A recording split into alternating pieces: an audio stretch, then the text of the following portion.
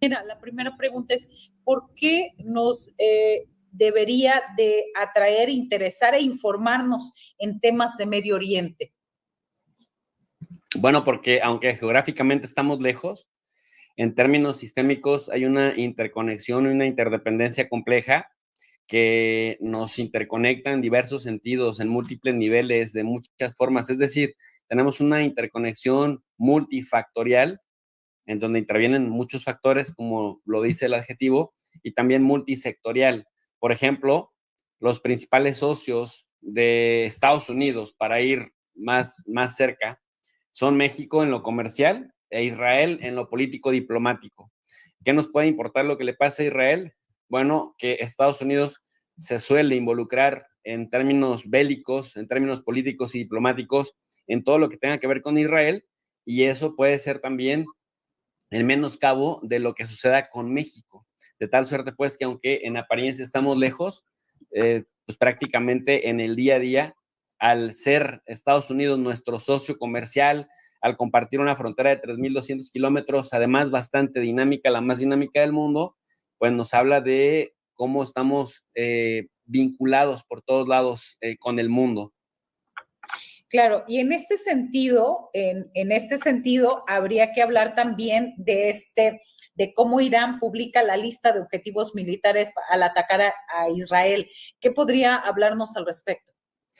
Sí, bueno, definitivamente en Irán están actuando de una manera muy compleja,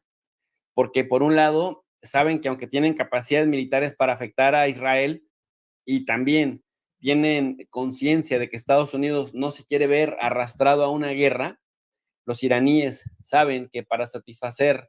pues buena parte de la humillación histórica que Israel lleva a cabo contra países musulmanes, no solamente contra los persas, no solamente contra los azeríes, sino principalmente contra los árabes, pero finalmente todos ellos que profesan la religión islámica en alguna u otra vertiente, chiita, sunita, jarijí o sufí, también por otro lado sabe que en este contexto histórico particular, atacar a Israel es darle vida política a Benjamín Netanyahu, que lleva bastante tiempo siendo repudiado,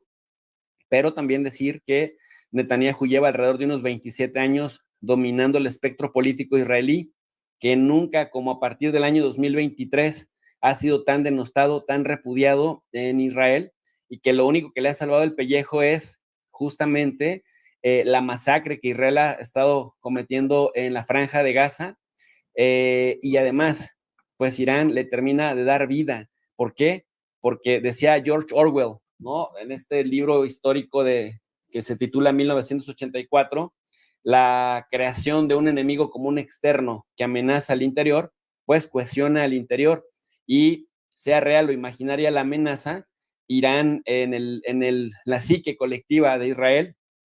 sí da miedo, sí preocupa, y además después del 13 de abril, que digamos hizo efectiva su capacidad disuasiva, de tal suerte pues que sí, en estos momentos Irán efectivamente ha publicado lista de objetivos a atacar, entre ellos el Parlamento, la Knesset, la casa de Benjamín Netanyahu, también la oficina del primer ministro, instalaciones del Mossad israelí, del Shin Bet, es decir, instalaciones militares todas ellas. Sin embargo, hay también el tema de que con estas amenazas, que además las ha velado, que además las ha dibujado, las ha pintado, ha avisado con tiempo, pues han tenido el efecto de generar una psicosis en Israel, también pues desinversiones, que el aeropuerto se paralice, que las diferentes embajadas del mundo le pidan a sus ciudadanos no viajar a Israel, o quienes estén ahí salir cuanto antes para evitar problemas. Y entonces, pues Irán, generando, digamos, ese pánico colectivo en Israel, aumenta el nivel de rechazo frente a Netanyahu, que diplomáticamente tiene en este momento Israel en una crisis. Sin embargo, mucha gente dice y lo pregunta bien, pues si va a atacar, ¿por qué revela tanta información? Bueno, la finalidad puede ser esa, la especulación por un lado, la afectación económica por otro, la ansiedad colectiva, que se traduce en una baja de popularidad, de por sí que ya es muy baja la de Netanyahu. Sin embargo, pasar de las palabras a los hechos sí implicaría darle vida política a Netanyahu, y además hacer que Netanyahu se salga con la suya, porque lleva no solamente unos meses, lleva años queriendo hacer que Estados Unidos entre en una guerra en contra de Irán, porque materialmente Israel no tiene cómo durar más de un mes en una guerra contra Irán. Así es. Y en este sentido, después de semanas de diálogos congelados, los mediadores ante la guerra en Gaza y Qatar, Egipto y Estados Unidos se han vuelto a reunir para discutir la posibilidad de un alto al fuego y la liberación de los rehenes que hay en el poder del grupo palestino islamista Hamas. Esto significa que en esta guerra de Gaza, esta es la última oportunidad para un acuerdo entre Israel y Hamas. Me parece que mientras esté Netanyahu en el gobierno de Israel no va a haber acuerdo. Netanyahu se ha dedicado a sabotear. De hecho,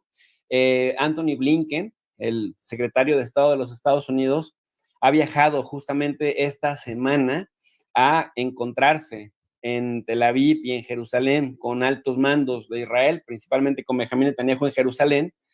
y Blinken presumió que Netanyahu había aceptado todo lo que Estados Unidos le había propuesto. Lleva meses diciendo, después de que platica con Netanyahu, que ahora sí el gobierno de Israel acepta un acuerdo con Hamas. Sin embargo, casualmente, cada que están a punto de acercarse a un acuerdo, por el que supuestamente Benjamín Netanyahu presiona, Netanyahu vuelve a bombardear el Líbano, vuelve a bombardear, a masacrar escuelas, hospitales, centros de la ciudad, envía a los palestinos a supuestos refugios seguros, les dice, vamos a bombardear tal y tal cuadrante de tal ciudad de Khan Yunis o de la misma Gaza. Cuando la población se mueve, bombardean exactamente a donde se mueve. Ya nos acostumbraron a escuchar que mataron a 100, a 200, a 300 personas, una verdadera carnicería, imágenes espeluznantes que se le erizan uno la piel, que se le hace uno en la garganta a la gente. Y esto, pues, por supuesto, que si incluso a nosotros que estamos viendo solamente a través de imágenes, se nos eriza la piel y nos genera repudio y ganas de vomitar cuando lo vemos, pues los que están ahí literalmente librando la batalla en el día a día, finalmente se echan para atrás y dicen, pues este señor no quiere para nada un acuerdo en ningún sentido, quiere todas las ventajas del mundo, quiere que se le devuelvan a todos los rehenes, pero el tipo no está dispuesto a ceder nada. Y yo leyendo la prensa israelí, por ejemplo, el Jerusalem Post, el diario Haaretz, el mismo Times of Israel, que son de alguna manera los medios de mayor circulación y que manejan una postura crítica la mayoría de las ocasiones frente a Netanyahu, es lo que dicen, es decir, Netanyahu realmente está administrando la guerra en Gaza y no le importa tirarse a Israel, lo poco que le queda de prestigio y de respetable en el mundo, con tal de gobernar sobre las cenizas del mismo Israel. En ese sentido, lo que sí es cierto es que Netanyahu ha tratado como payasos patéticos a Blinken y a Joe Biden, ha jugado con ellos, se ha referido a ellos con un total desprecio, porque cuando justamente están a punto de llegar a un acuerdo, después Netanyahu se sale por la tangente diciendo que a Israel nadie le dice lo que tiene que hacer. En realidad no es a Israel, sino a la administración de Netanyahu con los partidos ortodoxos, ultraconservadores y que son profundamente antipalestinos. De tal suerte, pues, que administra la crisis en Gaza. Hay un grupo de personas cercanas a familiares de los rehenes que dicen que no van a participar en una vigilia que se está organizando para el día 7 de octubre, que se cumplirá un aniversario del secuestro de personas, de más de 200 israelíes por parte de Hamas, porque dicen eso sería legitimar, blanquear a Netanyahu, que no ha mostrado voluntad política en ningún sentido. Es decir, la misma sociedad israelí es consciente que es Netanyahu quien ha saboteado los acuerdos y las pláticas, y muy al estilo anglosajón, muy al estilo anglosionista, Marta, se presentan en Qatar negociando con Egipto y con Estados Unidos, pero sin una contraparte. Algo así como lo que hacen con Zelensky en Suiza, se presentan el bloque occidental, pero sin Rusia. Entonces, ¿cómo se puede llegar a un acuerdo si no está la contraparte? 10 meses de esta guerra, ¿cuál es el saldo y cuál las posibles soluciones, profesor? Bueno, yo no lo llamaría guerra, porque en términos de derecho internacional público, una guerra se da entre más o menos asimétricos entre estados, entre quienes tienen capacidad de responder. Lo que sucede en la Franja de Gaza es un genocidio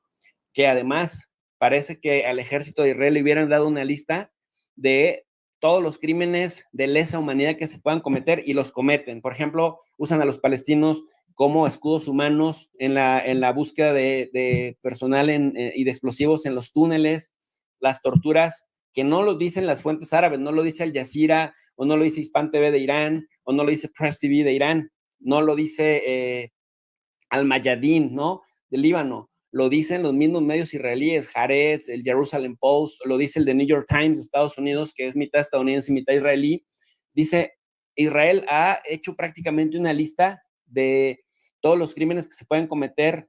que están prohibidos, obviamente, por el marco jurídico internacional, y pues prácticamente los ha ejecutado, desde torturas a personas, desde arresto y encarcelamiento sin juicio previo a niños, ¿no? Es el país en el Medio Oriente con más niños encarcelados y que se ha normalizado. Entonces, bueno, hay estos elementos para sostener que no es una guerra, por más que la prensa occidental intente blanquear a Netanyahu, pero no solamente a Netanyahu, sino al sionismo en general, que es un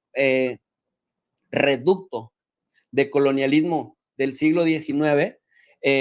racista, clasista y poblacional, en donde ellos se quedan con los recursos y a los palestinos los ponen a administrar a la propia población segmentada, segregada, humillada, guetizada, y además militarmente golpeada, con la que se experimentan incluso el hecho de que después Israel pueda vender armas que digan etiquetadas, utilizadas en combate real, en un escenario controlado completamente, porque los palestinos no tienen capacidad de respuesta en ningún sentido. Me parece que sí es una tragedia, sí es una tragedia, e incluso Marta, si uno le da una repensada holística, nos damos cuenta que es también capitalismo puro y duro, es decir, porque el complejo militar se reactiva, porque encuentra justificación para seguir produciendo armas de alta tecnología, sistemas de espionaje, de alta gama, incluso el tema de especular con los precios del petróleo. Se hablaba, por ejemplo, de que ahora que Netanyahu le había dado medio el sí a Blinken, que había bajado el precio del barril del petróleo 3% con respecto al día anterior, y luego Haaretz publica una nota este 21 de agosto en donde dice, pues en realidad Anthony Blinken nunca escuchó el sí de Netanyahu, escuchó un más o menos, de alguna manera haremos lo posible, que no significa para nada sí, pero que se basa o que surge bajo la premisa de que, uno, Netanyahu no va a permitir que jamás participe en ningún tipo de gobierno con las demás facciones palestinas, pero en Gaza la autoridad palestina de Al-Fatah tiene un alto rechazo. Dos, Netanyahu no quiere salirse completamente, no quiere sacar completamente a las tropas israelíes de la Franja de Gaza, y eso pues es inaceptable para los palestinos. Y tres, Netanyahu habla de construir un muro en la Franja de Gaza, en Rafah y Egipto, dice él que para evitar que siga habiendo túneles. Sin embargo, como si no tuviera una tecnología para detectarlos. Sin embargo, esto pues no va a llegar a nada porque uno, en ese sentido, los palestinos no van a aceptar, me refiero a los del Hamas, no van a aceptar finalmente respetar eso. Y por otro lado, pues es cierto que Netanyahu está estirando más la cuerda y esto pues va a hacer que no haya, que se prolongue, pues, es decir, su vida política antes que la seguridad del mismo Israel, su vida política antes de llegar a un acuerdo de paz justo y duradero. Sí, justo esto iba a preguntar esta parte porque leyendo algunos medios, sobre todo europeos, hablan esta guerra, pero habría que subrayar, no es una guerra, es un genocidio y bueno, ya de alguna manera respondió esta pregunta. Y Egipto, uno de los mediadores clave en el conflicto en Gaza, expresó justamente este miércoles su escepticismo tras surgir nuevos detalles sobre la propuesta para superar las diferencias en las conversaciones de cese al fuego. Estos esfuerzos diplomáticos se han reducido conforme crecen los temores de una guerra a escala regional. ¿Qué hace falta para que se apague este conflicto, profesor? Pues que se respete el derecho internacional, que se respete el marco jurídico internacional, porque, por ejemplo, por más que han tratado de demonizar a Irán, pues es verdad que es Israel quien, por ejemplo, bombardeó en marzo, a principios de año, el consulado en Damasco, el consulado iraní, lo pulverizó, y después, bueno, guardó prudencia ante los ataques de represalia de Irán. Es cierto que es Israel el que va al centro de Beirut, bombardea el centro de Beirut, diciendo que están asesinando a líderes del Hezbollah. Cuando Hezbollah responde con misiles, dicen, miren cómo nos atacan los del Hezbollah, cómo nos han provocado. Cuando uno revisa cuántos muertos del Hezbollah hay de 2022 a la fecha, estamos hablando de un 3 por 1, es decir, por cada soldado herido o asesinado de Israel, hay 3 líderes del Hezbollah muertos, lo cual ya se cuenta en miles de ellos. Y luego, por otro lado, pues tenemos a Israel yendo hasta Teherán, ni más ni menos, en plena toma de protesta o toma de posesión del nuevo presidente de Irán, a asesinar a uno de los invitados pues más emblemáticos, ¿no? Simbólicos, como es Ismael Haniyeh. Es decir, si es una provocación sistemática. Y luego vemos, por ejemplo, que Erdogan, el presidente de Turquía, habla en sentido figurado de que así como Turquía en algún momento intervino en Azerbaiyán contra Armenia o intervino en Libia contra facciones terroristas, dice de alguna manera también podría entrar en la Franja de Gaza para ayudar a calmar ahí el asunto. Y el ministro de Relaciones Exteriores de Israel, en una posición grandilocuente, le recuerda a Erdogan cómo terminó Saddam Hussein, ¿no? Cuando era presidente de un país en ese tiempo poderoso en términos económicos como Irak, por hablar así de Israel. Es decir, una amenaza gangsteril al más puro estilo, pues, de esta gente que no cree nadie porque están totalmente impunes.